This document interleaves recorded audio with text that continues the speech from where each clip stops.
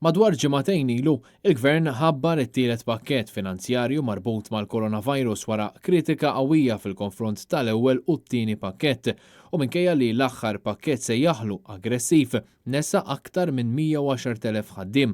Sal-lum għadna ma smajna bl-ebda għajnuna oħra.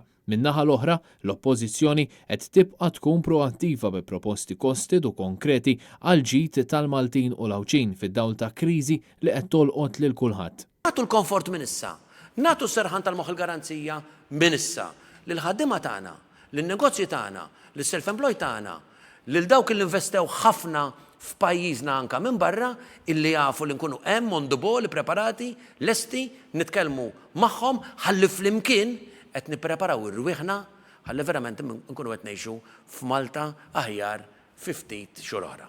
Dikjarazzjoni mill-kap tal-Partit Nazzjonalista Adrian Delija fid-dawl ta' responsabiltajiet il-ġodda li ngħata l-Grupp Parlamentari Nazzjonalista, partit li għandu viżjoni ċara biex Malta tqum fuq saqajja appena tgħaddi l-pandemija tal-COVID-19.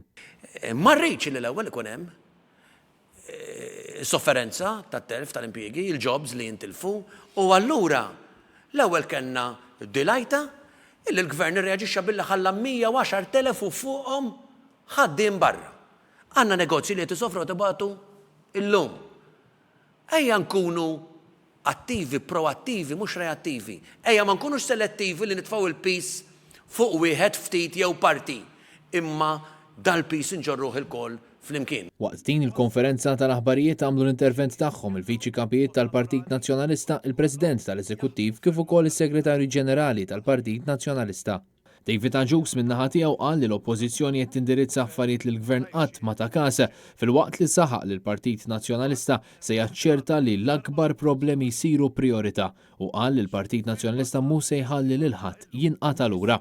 Robert Arrigo qal li sa xahar ilu konna qed ngħixu f'dinja differenti u issa kulħadd beda jħoss id-daqqa li ġabet magħha l-imxija tal-coronavirus u qal li l-Partit Nazzjonalista se jkompli jiddialoga ma' kull settur biex ikun aċċertat ġejjini b'saħħtu għal kulħadd.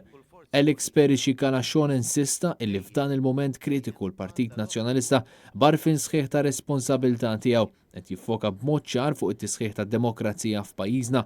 Francis Zamiddimek qal li l-kriżi tal-COVID-19 se ġib magħha prioritajiet, opportunitajiet u sfidi li għalihom il-Partit Nazzjonalista diġà huwa lest u qal li l-partit se jibqa' jħares lejn il-bniedem bħala ċentru tal-politika tiegħu u se jkompli jkun il-vuċi ta' kull ċittadin. Din il-konferenza tal-aħbarijiet li twaslet mid-Dar Ċentrali tal-Partit Nazzjonalista kienet preżentata fuq pjattaforma diġitali sabiex titħares is-saħħa u s-sigurtà tal-ġurnalisti.